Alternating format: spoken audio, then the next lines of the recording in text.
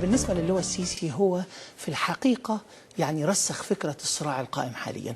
هناك رغبة في ثورة 25 يناير أعلن عنها الشعب المصري بأكمله. الشعب يريد إسقاط النظام، واللواء السيسي النهارده بيقول لنا احنا بقالنا 3 سنين بنحاول نمنع ده من انه يحصل.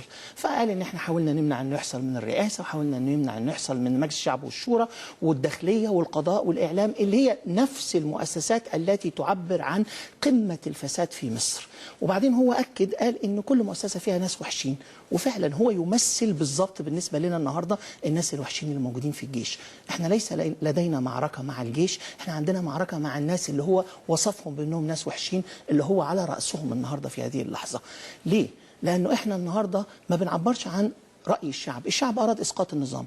أنت قاعد بتحاول تعيد الدولة العميقة مرة تانية لمصر، دولة قمع، دولة قهر، دولة إذلال للشعب المصري، بتخرج من الشعب المصري أسوأ ما فيه من صفات وتحاول أن تجعلها هي النمط السائد.